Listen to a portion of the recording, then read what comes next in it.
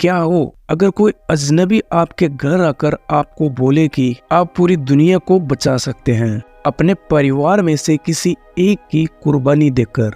यकीन मानो आपने ऐसे यूनिक कॉन्सेप्ट की मूवी कहीं नहीं देखी होगी। कहानी की शुरुआत होती है एक गे कपल से।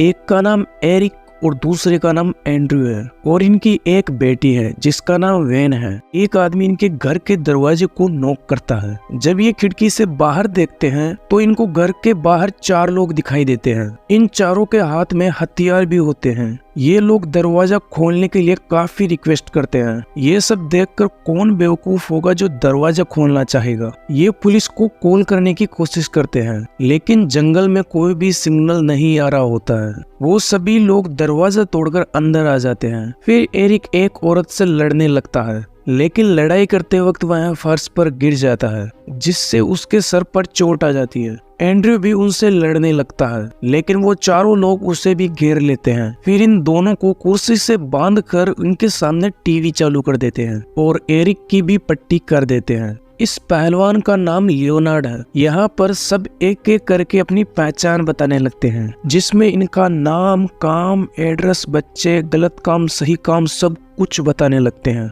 जैसा कि कोई इनका इंटरव्यू चल रहा हो। ये सब कुछ इसलिए बता रहे होते हैं कि ये इनसे डरे नहीं और अपना दुश्मन ना माने और इनका कहना माने। इंटरव्यू खत्म होने के बाद लियोनार्ड कहता है कि अब ये दुनिया बचेगी या खत्म होगी इसका फैसला तुम तीनों करोगी। तुम्हें तीनों में से किसी एक की कुर्बानी देनी होगी। कुर्बानी किसकी देनी है ये फैसला तुम ही करोगे। इसका फैसला हम नहीं कर सकते। ये सब तुम्हारे हाथ में है। ये सब सुनकर एरिक कहता है, अरे तुम पागल वागल हो क्या? किसी अच्छे डॉक्टर के पास जाकर अपना इलाज करवाओ। लियोनार्ड कहता है, अगर तुमने कुर्बानी नहीं दी तो तुम्हें तो कुछ नहीं होगा लेकिन 7 अरब लोग मारे जाएंगे और इस बंजर प्लानेट पर सिर्फ तुम 3 ही अकेले रह जाओगे। दरअसल इन चारों को सपने आने लगे थे जिसमें ये दुनिया प्लेग, सुनामी, बाढ़, भूकंप इनसे खत्म होने लगी थी। इन चारों का सपना बिल्कुल एक जैसा था। एंड्रयू कहता है, तुम पागल हो गए हो, मैं तुम्हारा इलाज करवाऊंगा लेकिन मैं कुर्बानी के लिए कभी राजी नहीं होऊंगा।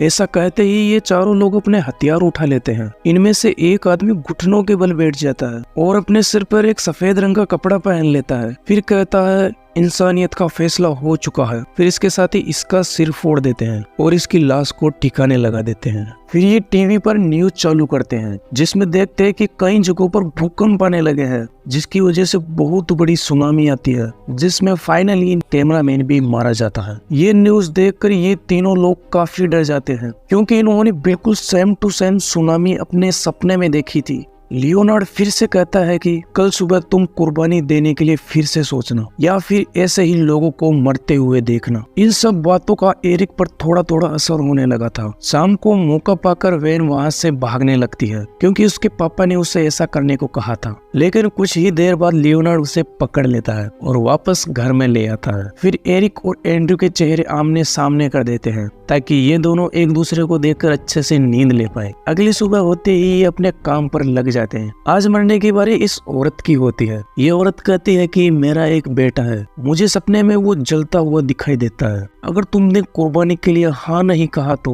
वो और मैं दोनों मारे जाएंगे। लेकिन एंड्रयू फिर से मना कर देता है। अब इस औरत के साथ भी वैसा ही होगा जैसा कि पहले वाले आदमी के साथ हुआ था। एंड्रयू ये सब नहीं करने के लिए काफी मना करता है लेकिन वो इस औरत को भी मार देते हैं। फिर ये टीवी चालू करते हैं जिसमें देखते हैं कि दुनिया में एक वायरस फैल गया है जिससे छोटे बच्चे मरने लगे थे। इनके मरने की संख्या बहुत ज्यादा होती है। यहाँ वेन चिल्लाने लगती है कि कार्टून चलाओ, कार्टून चलाओ, मुझे कार्टून देखना है। यह मौका देखकर ये दोनों अपनी रस्सियां खोल लेते हैं। एंड्रयू अपनी कार की तरफ भागता है क्योंकि कार में उसने एक गन रखी हुई है। एक औरत उसके पीछे आकर उसके पैर पर मारती है ताकि एंड्रयू यहाँ से भाग ना सके। एंड्रयू कार में घुसकर गेट को बंद कर लेता है और अपनी गन में गोलियां डालने लगता है। फिर उस पर गन तान देता है लेकिन वो औरत भाग जाती है। एंड्रयू उसे भागने देता है। फिर एंड्रयू घर में जाकर लियोनार्ड पर गन तान देता है और कहता है, हथियार फेंक दो वरना तेरी खोपड़ी में सुरंग बना दूंगा। एंड्रयू कहता है, तुम सब कुछ बर्बाद कर रहे हो। वो औरत भागते हुए एंड्रयू की तरफ आती है लेकिन एंड्रयू उसे शूट कर देता है और फिर से अपने परिवार की कुर्बानी देने से मना कर देता है। इसलिए लियोनार्ड उस औरत को पूरी तरह से मार देता है।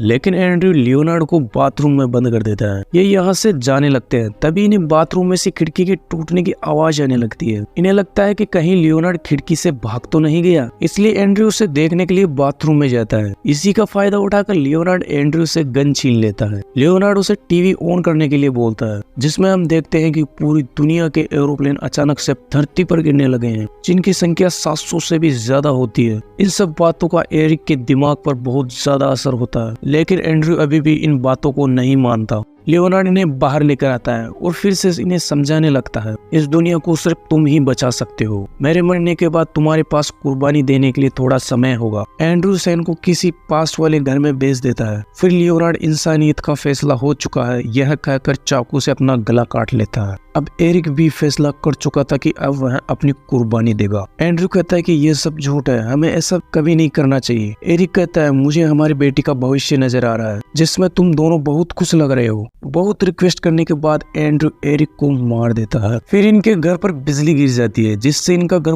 पूरी तरह जल जाता है। ये दोनों एक कार में बैठकर एक रेस्टोरेंट में पहुंचते हैं, जहां ये टीवी पर देखते हैं कि पिछले कुछ घंटों से सुनामी, प्लेग ये सब बंद हो गए हैं और एरोप्लेन भी सुरक्षित लैंड करने लगे हैं। यानी कि अभी तक जो भी तबाही हो रही थी वो अब बंद हो गई है। इसका मतलब एरिक ने अपनी कुर्बानी देकर पूरी दुनिया को बचा लिया है। यह कहानी यहीं पर खत्म होती है। इस मूवी की एंडिंग आपको कैसी लगी कमेंट में जरूर बताना। आप इस चैनल पे ऐसी और भी वीडियो देख सकते हैं। और हाँ, नई वीडियो देखने के लिए सब्सक्राइब और घंटी के बटन को दबाना मत भूलना। वीडियो देखने के लिए बहुत बहुत धन्यवाद।